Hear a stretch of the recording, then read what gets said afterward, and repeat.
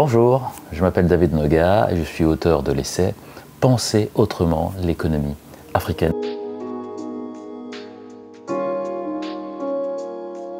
Je suis toujours sidéré par la méconnaissance que nous avons de l'Afrique. Les pays occidentaux ont pour beaucoup colonisé ce continent, mais leurs enfants ignorent la réalité de ce continent de 1,2 milliard d'âmes.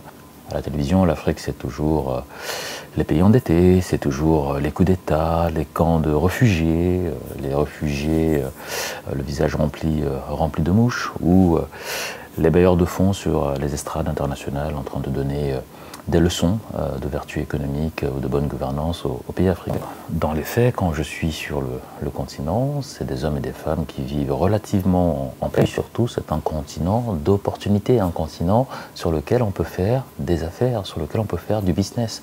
Et c'est même un continent où tout est à faire.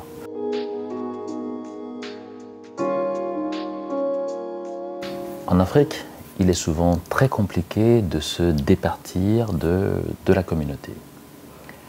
L'individualisme n'est pas bien vu et le simple fait de pouvoir affirmer son ambition peut être synonyme de tous les maux.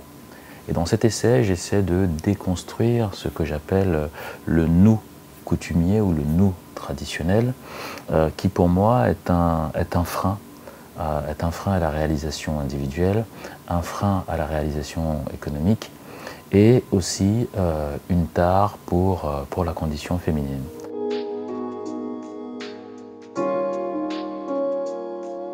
Aujourd'hui, nous avons l'or, la bauxite, le diamant et tous les minerais possibles et imaginables. Mais encore une fois, les pays africains trustent le cimetière des classements du PIB internationaux.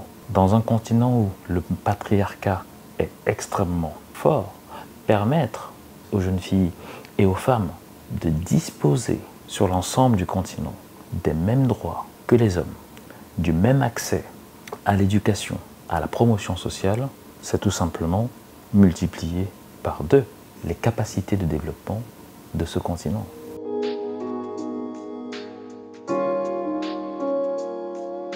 Cet essai est aussi l'occasion de faire tomber certaines idées reçues. Par exemple, quand vous regardez les maps monde internationales, vous êtes surpris par la proportion ridicule de l'Afrique sur ces cartes.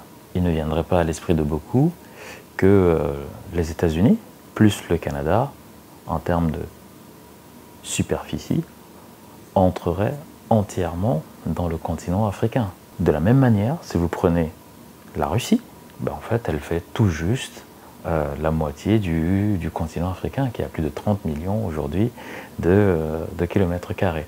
Donc, écrire cet essai, c'est aussi nous mettre devant certaines réalités et nous incite aussi à nous poser les vraies questions. Pourquoi l'Afrique est le continent de l'avenir?